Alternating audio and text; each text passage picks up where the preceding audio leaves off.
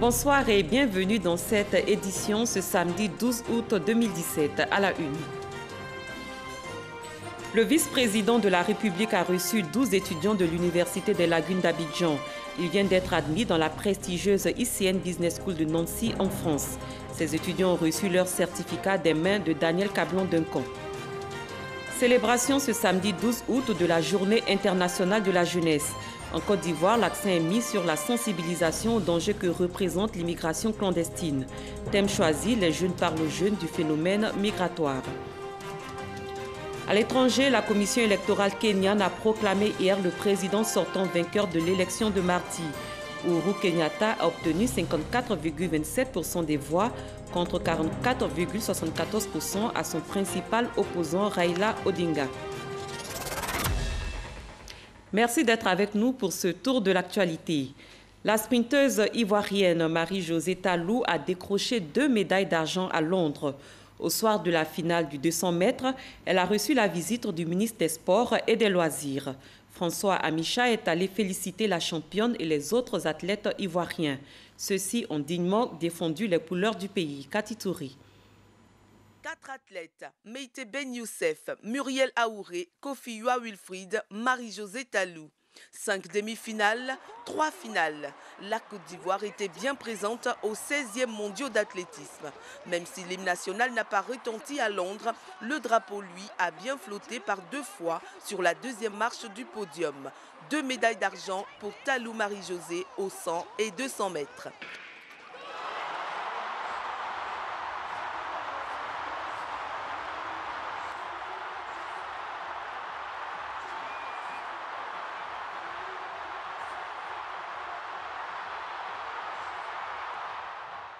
Fier de ses performances, le ministre François Albert Amichia a tenu à rendre visite aux athlètes. En l'absence de Ben Youssef et Muriel déjà en route pour d'autres challenges, Wilfried, Talou et le coach Anthony ont reçu les félicitations du gouvernement ivoirien. Nous sommes heureux comme tout le peuple ivoirien après cette magnifique course. Pour nous, l'objectif c'était de monter sur le podium. Mais non seulement elle est montée sur le podium, mais elle nous remporte la médaille d'argent. Nous ne pouvons qu'en être satisfaits. Je voudrais lui transmettre les félicitations du gouvernement ivoirien, de monsieur le chef de l'État et de toute la population ivoirienne pour cet espoir qu'elle a fait vivre au peuple et puis surtout pour cette joie qu'elle a donnée en remportant 2 médailles d'argent. Je suis déjà contente qu'il ait fait le déplacement depuis Abidjan pour venir nous soutenir ici. C'est un plaisir pour nous et c'est vraiment une grande joie pour moi de ramener ces 2 médailles au pays, vu qu'on ne s'y attendait vraiment pas. Et moi, je remercie vraiment le peuple ivoirien et tous ceux qui m'ont soutenu. Je remercie vraiment le président de la République et le Premier ministre déjà qui m'avait déjà appelé après ma finale du 100 mètres. Et je pense qu'on peut le faire. Et déjà, Muriel a ouvert les portes il y a 2 ans de cela. Et voilà, aujourd'hui, je suis son chemin. La Côte d'Ivoire était bien à Londres. Sachez également que le président de la République, Alassane Ouattara, a adressé ses félicitations à Marie-Josée Talou pour ses performances et médailles obtenues lors de ces mondiaux de Londres. 12 étudiants de l'Université des Lagunes d'Abidjan ont été admis à l'ICN Business School de Nancy en France. Ce vendredi, ils ont reçu leur certificat des mains du vice-président Daniel Cablon-Duncan. C'était à l'occasion d'une cérémonie au sein de l'établissement d'enseignement supérieur. Viviane Aimé. Sympathique cérémonie académique auréolée par la présence du vice-président de la République Daniel Cablon-Duncan. Une présence ressentie par l'administration, les partenaires et les étudiants de l'Université des Lagunes d'Abidjan comme une reconnaissance et un encouragement pour le modèle de formation dispensé au sein de sa faculté de gestion. En effet, cet établissement d'enseignement supérieur bénéficie du soutien financier et de l'encadrement de 4 grandes entreprises de la place. Leur porte-parole a exposé au vice-président leur motivation. Lorsqu'en 2013, le professeur Roux de l'Université Dauphine à Paris m'avait expliqué le projet qu'il avait mis en place au Gabon, je m'étais étonné qu'il n'ait pas d'abord pensé à la Côte d'Ivoire. Et je me suis promis qu'on trouverait le moyen de le réaliser chez nous à Abidjan. Pour cela, il nous fallait d'abord une structure d'accueil académique Et c'est ainsi que j'ai rencontré François Commoin et sa structure de l'Université des Lagunes, avec lequel nous sommes tombés en total accord sur les objectifs d'un tel projet. Il fallait ensuite trouver des financements avec des entreprises privées qui non seulement allaient apporter le soutien financier, mais également adhérer pleinement au projet. Cette faculté de gestion de l'Université des Lagunes enregistre déjà un score appréciable. 12 étudiants de cette faculté en fin de formation viennent d'être admis au test d'entrée dans la prestigieuse ICN Business School de Nancy en France pour poursuivre des études de master en gestion. Ils ont reçu leur certificat d'admission des mains du vice-président et ses vives félicitations. C'est donc avec une grande fierté que le président de cette université a signifié que son établissement s'inscrit dans la ligne des objectifs prônés par le gouvernement en matière d'éducation et de formation. Ce qui nous réunit cet après-midi, c'est la remise de certificats d'admission aux étudiants de la licence 3 qui ont été reçus à Nancy. Nancy, vous y étiez, monsieur le vice-président. Vous êtes diplômé de cette business school de renommée. Et le partenariat que nous avons établi avec cette business school permettra à nos étudiants de suivre vos traces, d'aller aussi au contact des enseignants et des enseignements dans cette business school prestigieuse et de pouvoir aussi un jour exercer des hautes fonctions dans ce pays. Issu lui-même de la prestigieuse Business School de Nancy, en France, le vice-président a saisi l'occasion pour prodiguer des conseils aux nouveaux entrants dans cette grande école. Je fais effectivement Bordeaux, je fais ensuite Nancy et je termine par Paris. Dans ces trois villes où j'ai gardé le plus de relations, alors que parfois c'est beaucoup plus difficile, c'est dans la ville de Nancy, qui est une ville assez froide au niveau du climat. Et au départ, quand on arrive, on se dit, mais écoutez, où est-ce que je suis allé? Rapidement, une fois que les contacts sont faits, ce sont les gens dont l'amitié reste pour longtemps. Je conserve jusqu'à présent des relations donc, avec nos anciens condisciples sur le terrain. Et je pense que vous allez avoir des amis qui vont vous aider plus tard dans votre carrière. Les étudiants de la faculté de gestion de l'Université des Lagunes ont choisi d'immortaliser cette cérémonie en offrant un tableau au vice-président de la République. Rendons-nous à la grande chancellerie. Il s'y est tenu jeudi dernier une cérémonie de décoration.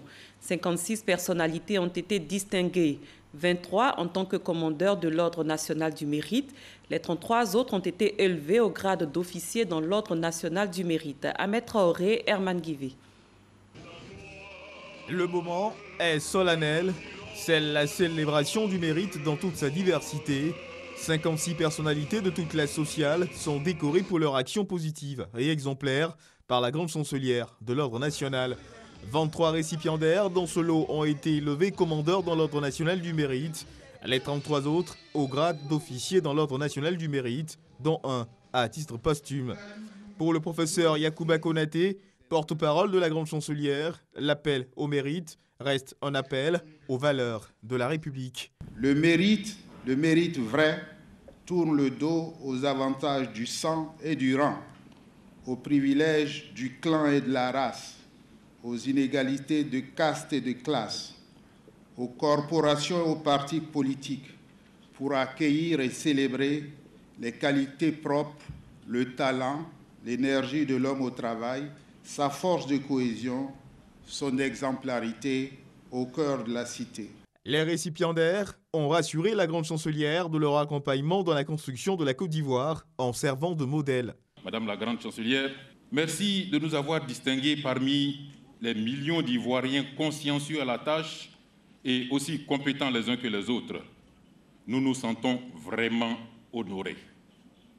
Or donc, la République de Côte d'Ivoire nous connaît et reconnaît nos efforts. C'est une distinction qui veut dire que l'État voit le travail que nous fournissons et l'État reconnaît nos mérites. En plus d'être une fierté, c'est un défi, un engagement à mieux faire. Le président Alassane Ouattara il m'a vraiment donné cette médaille au nom du pays. Je suis très content parce qu'il y a très longtemps, je travaille pour l'État. Cette manifestation est le prolongement de la cérémonie de décoration de 30 autres personnalités lors de la célébration du 57e anniversaire de l'indépendance de la Côte d'Ivoire. Les jeunes parlent aux jeunes du phénomène migratoire. C'est le thème retenu en Côte d'Ivoire dans le cadre de la Journée internationale de la jeunesse. Elle a été célébrée aujourd'hui 12 août à l'université Félix Houphouët-Boigny. L'accent a été mis sur les dangers que représente l'immigration clandestine, notamment pour les jeunes. Chris Diomandé, Aboussanougou. Judikel Ngoran, Nicodème Kwame et Daré Soro sont tous les trois étudiants respectivement en master de sociologie environnementale, en licence de sociologie et en licence de lettres modernes à l'université Félix Houphouët-Boigny de Cocody. Logés au campus 2000, ils doivent se rendre à l'amphithéâtre du district de l'université Félix Houphouët-Boigny, répondre à l'invitation du ministère de la promotion de la jeunesse, de l'emploi des jeunes et du service civique, ce pour prendre part à la journée internationale de la jeunesse. Pour l'occasion, l'amphithéâtre a accueilli de nombreux jeunes venus de différents quartiers du district d'Abidjan prendre part à cette rencontre marquée par des panels sur le thème. Les jeunes parlent aux jeunes du phénomène de la migration. Si on me dit que c'est le taux de chômage, qu'on m'explique si le taux de chômage en Côte d'Ivoire est pire qu'au Niger, s'il est pire qu'au Sénégal, qu'il est pire qu'au Mali, pour que la jeunesse ivoirienne vienne avant la jeunesse de ces pays.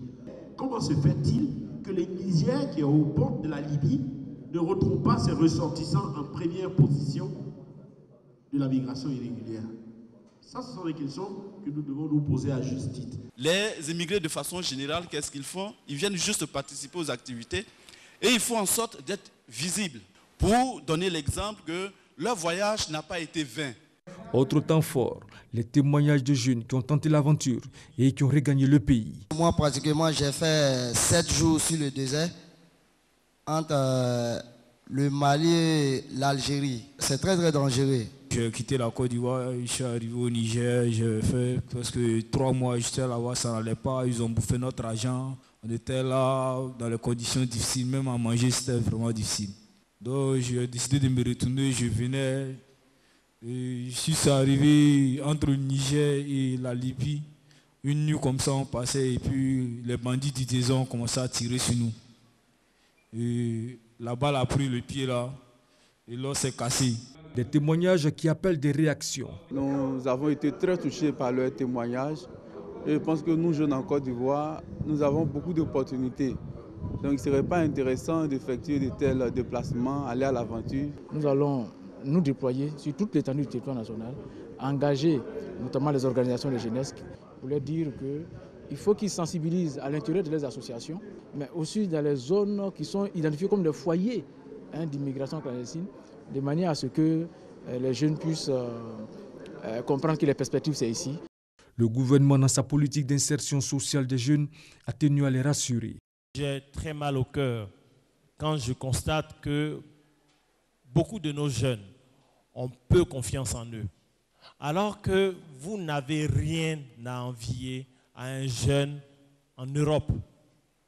Le jeune ivoirien est pétri de talent. La journée internationale de la jeunesse célébrée en Côte d'Ivoire est une lucarne pour informer et sensibiliser les jeunes sur le phénomène de l'immigration. En santé, cérémonie de port de blouse ce vendredi aux étudiants de première année de l'UNFAS, l'Institut national de formation des agents de santé. Cette tradition au sein de l'établissement vise à faire des nouveaux arrivants des membres de la famille que constituent les étudiants. Herman Niamier. Après son baccalauréat série D, qui l'a conduit à l'université Félix Houphouët-Boigny de Cocody où il étudiait l'économie, Johnson Kwame ne s'était jamais imaginé se retrouver dans le corps médical.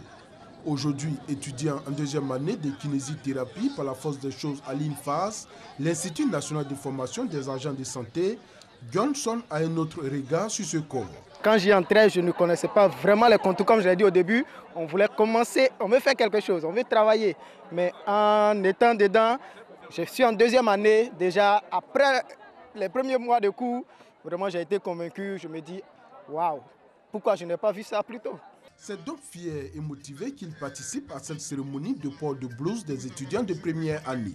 Cette cérémonie, qui est une coutume à l'INFAS, vise à montrer aux étudiants qui viennent d'arriver qu'ils embrassent un métier noble. C'est un sacerdoce. Alors les premières années qui font leur premier pas à l'INFAS n'ont pas forcément la notion de la pureté de la blouse. Il était important pour nous, qui sommes les aînés, alors de leur inculquer les valeurs, à savoir l'abnégation, la persévérance, l'appartenance et surtout le respect de sa profession d'agent de santé. Les critiques à l'encontre des agents de santé sont légion en Côte d'Ivoire. C'est pourquoi le parrain de la cérémonie, le député Olivier Akoto, et le directeur général du CHU de Cocody exhortent la nouvelle génération à être des modèles. Accueilli de manière assez chaleureuse, impatient, le soigne à 70%. Il y a des mauvaises pratiques aussi à l'hôpital qu'on demande à nos étudiants, à nos agents de santé, de s'éloigner de ces pratiques-là, qui déshonorent en réalité ce corps qui est un corps d'élite. Les étudiants soulignent qu'ils mettront tout en œuvre pour changer l'opinion des populations sur leur profession. Toute notre promotion, on a décidé de mettre fin à cette mauvaise idée que les gens ont des sages-femmes.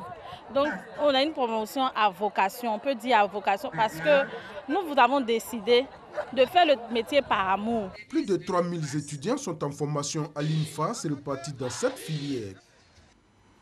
Au chapitre politique, le ministre de la Sécurité et de l'Intérieur était dans la région du Go.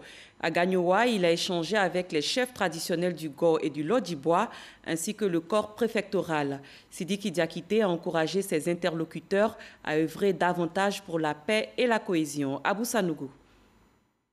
Salle de réunion de la préfecture de la région du Go. Le ministre de l'Intérieur et de la Sécurité, Sidiki Diakité, en visite de travail dans la région de Gagnoa, échange avec les chefs traditionnels des régions du Go et du Lodjibois qui lui ont exprimé leur soutien au chef de l'État Alassane Ouattara. Le chef de l'État a fait de la Chambre des rois et chefs traditionnels de Côte d'Ivoire une institution de la République, faisant de nous des acteurs incontournables de la vie publique.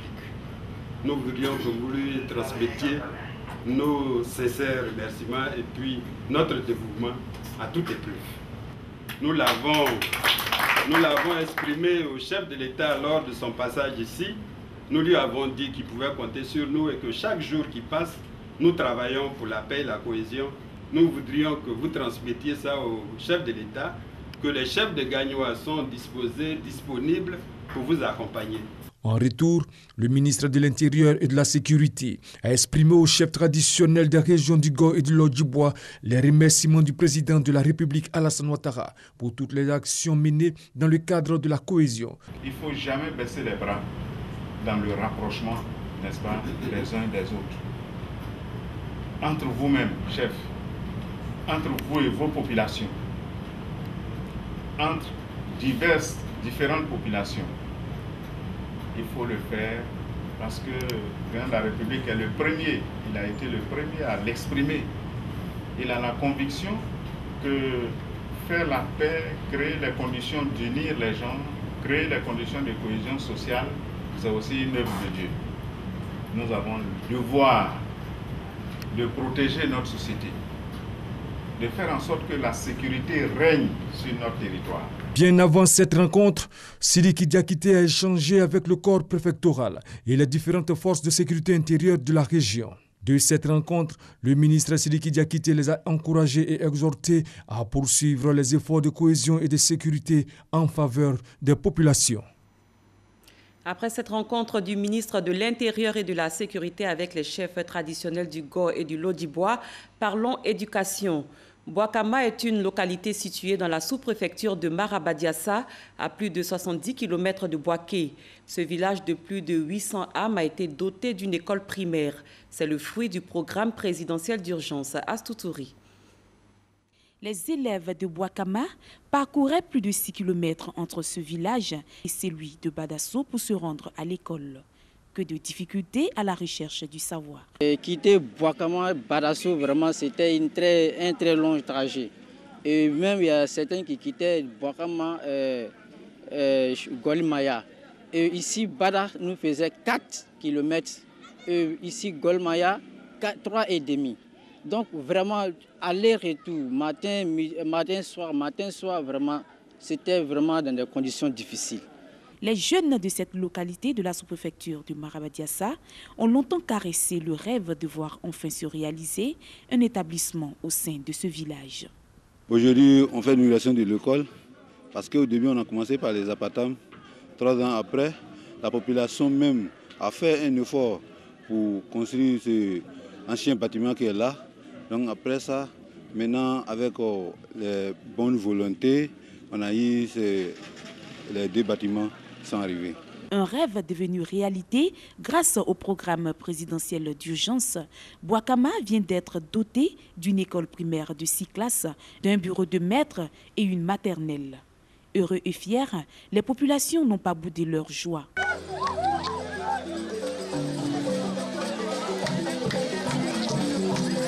C'est un progrès, et un progrès énorme. C'est la seule école qui a été construite avec ce modèle, avec une classe de maternelle à l'appui. Adama Koulibaly, parrain de la cérémonie, n'a pas manqué de relever l'importance de l'éducation. L'école, c'est l'éducation, l'école, c'est la formation, l'école, c'est le savoir. Et j'ajouterais même que l'école, c'est le pouvoir.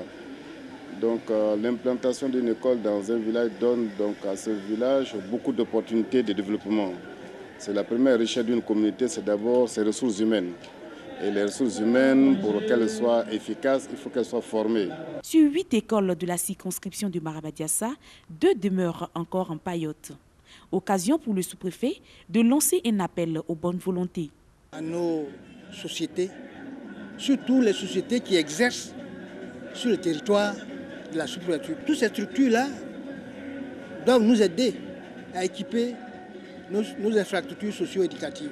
Pour la rentrée prochaine, l'école entend ouvrir ses portes. Mais en attendant, il reste confronté à plusieurs difficultés, dont le manque de chaises maîtres, de logements pour les enseignants, d'enseignants qualifiés et d'espaces de jeu pour la nouvelle école maternelle. Hajj 2017, les pèlerins ivoiriens disent être satisfaits des mets qui leur sont proposés par le commissariat du Hajj. Ils sont à Médine pour leur première escale en terre sainte. Parga Sorokoni. C'est ici, dans le sous-sol de l'hôtel Harmonie de Médine, où est logée une forte délégation des pèlerins ivoiriens, que les repas sont cuisinés. À côté de ces cuisiniers arabes, il y a aussi des cuisinières ivoiriennes, une vingtaine au total. Leur présence servit et proposait aux pèlerins des mets d'origine ivoirienne. Nous avons une équipe mixte composée d'arabes et de nos sœurs ivoiriennes pour faciliter l'assaisonnement parce que les réalités de chez nous sont un peu différentes des réalités d'ici. Au menu, du ragoût, du riz accompagné de la sauce tomate au four et des fruits. De façon disciplinée, chaque pèlerin se fait servir. L'emballage de repas, une innovation cette année. On va instituer donc des sachets.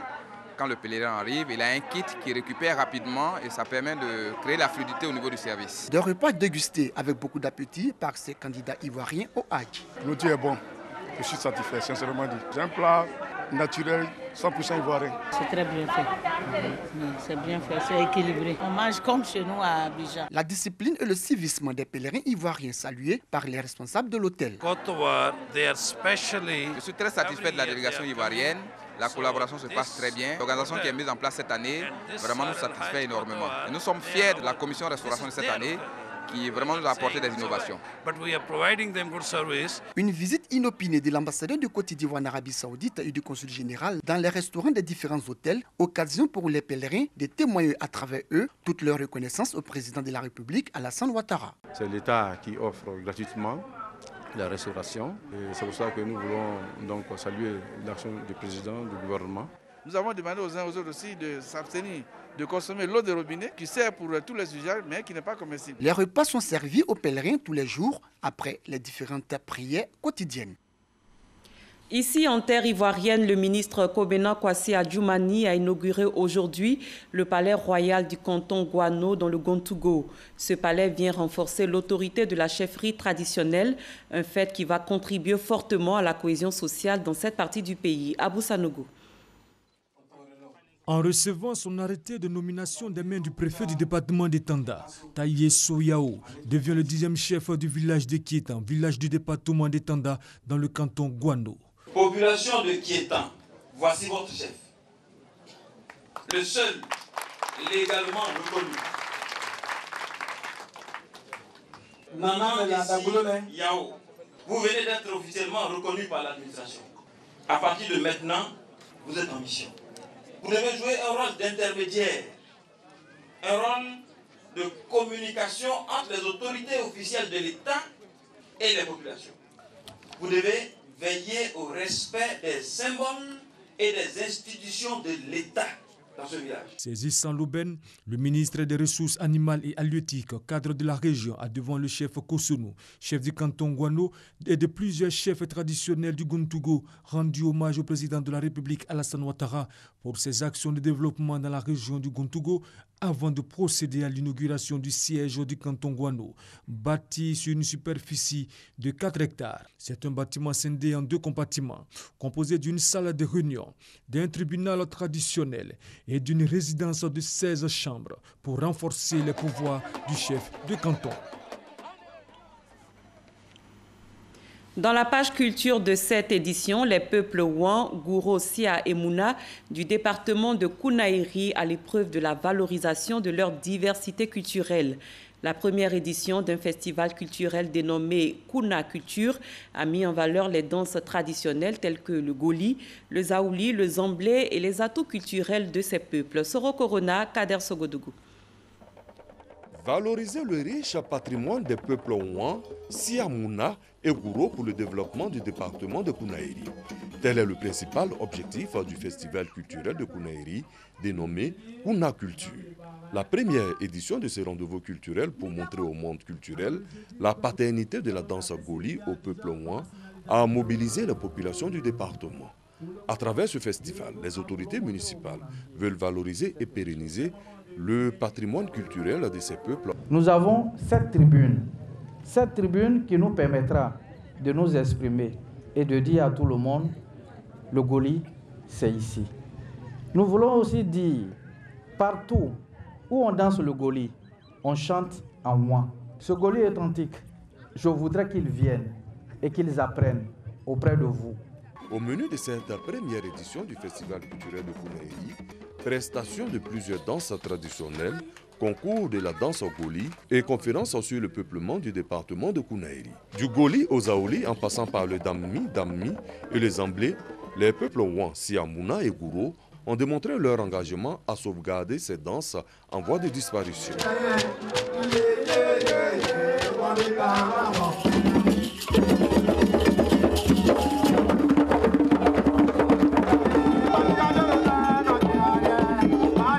Le festival culturel de Kounaïri se veut le creuset pour répertorier tout le patrimoine immatériel et matériel et un rendez-vous annuel pour l'union des filles et fils du département. Ensemble, revivons la célébration du 57e anniversaire de l'indépendance de la Côte d'Ivoire. Nos reporters ont sillonné plusieurs localités pour vous. Regardez. Le 57e anniversaire de la cession de la Côte d'Ivoire à l'indépendance a été célébré dans la ferveur par les communautés vivant dans la sous-préfecture de Kouakro, dans la région du Sud Comoé. Au cours de ces festivités, le sous-préfet Bomissoaou Patricia s'est félicité de l'harmonie et de la cohésion qui règne dans la localité. Elle a encouragé les populations à préserver ce climat de paix et à s'impliquer davantage dans les actions de développement de la région. Le défilé civil et militaire a été l'une des attractions de cette célébration. L'an 57 de la Côte d'Ivoire a également été célébré à Grabo. Population du département, élus et cadres sont sortis nombreux pour faire la fête. Traoré Djibril, le sous-préfet de la localité, a souligné que les grands chantiers achevés ou en voie de réalisation démontrent le dynamisme de la Côte d'Ivoire. L'occasion de noter la fin pour bientôt des travaux d'études environnementales et d'impact économique pour le bitumage de l'axe Tabou-Grabo-Giglo. La reprise pour bientôt des travaux de connexion au réseau électrique. À Nation, les populations ont célébré le 57e anniversaire de l'indépendance de la Côte d'Ivoire. Honneur militaire est rendu au préfet Okonia Adjo Jeannette, suivi du salut aux couleurs et du passage en revue des différents corps constitués. Dans son adresse aux populations, le préfet a rendu hommage au président Alassane Ouattara pour ses grands chantiers réalisés en Côte d'Ivoire. Elle a par ailleurs exhorté les jeunes au retour à la terre. À Bokanda, les populations sont sorties massivement pour célébrer le 57e anniversaire de l'indépendance de la Côte d'Ivoire. Tout a commencé par l'honneur militaire rendu au préfet Soro Fatogman, suivi du salut aux couleurs et le passage en revue des différents corps. Dans son adresse aux populations, le préfet a salué les actions réalisées par le président Alassane Ouattara. Il a par ailleurs encouragé les cadres au développement économique du département de Bokanda. Badika, dans le handball, la fête bat son plein. Les populations venues des 27 villages et campements de la sous-préfecture ont tenu à marquer l'événement. Un défilé des forces de défense et de sécurité des groupements civils a été très apprécié. À cela, il faut ajouter le message du sous-préfet de Badika, Kwadjo Khan, a invité les populations de sa localité à soutenir les efforts du gouvernement pour garantir le bien-être des Ivoiriens. Badika a bénéficié en cette année 2017 de nouveaux bureaux et une nouvelle résidence pour le sous-préfet, signe que le gouvernement est au travail, a-t-il indiqué. À l'instar de toutes les localités de la Côte d'Ivoire, la nouvelle préfecture de Kwasi-Nandré, dans le département de Transua, célèbre la fête du 7 août marquant l'indépendance de la Côte d'Ivoire.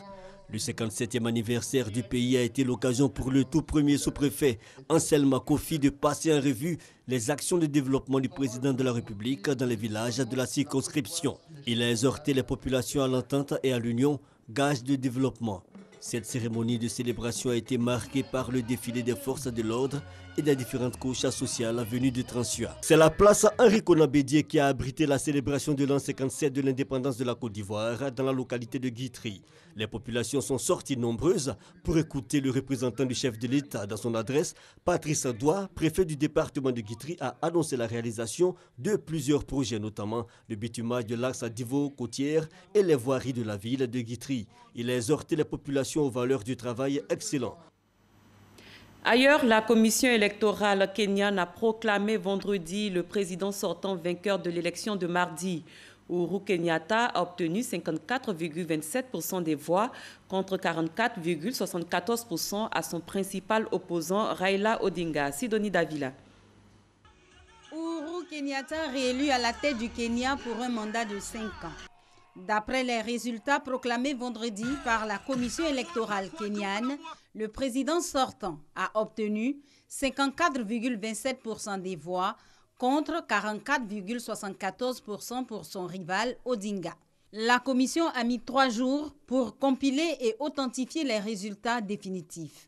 3 jours durant lesquels l'opposition a évoqué un piratage informatique, une illégalité des bureaux de vote et exigé par la suite que Raila Odinga soit déclaré vainqueur. Dès la proclamation des résultats, des incidents ont éclaté.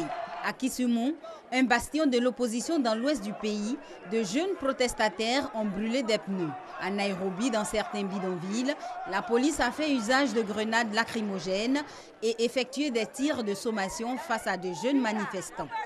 Une dizaine de personnes sont mortes depuis l'annonce vendredi soir de la réélection du président Uhuru Kenyatta.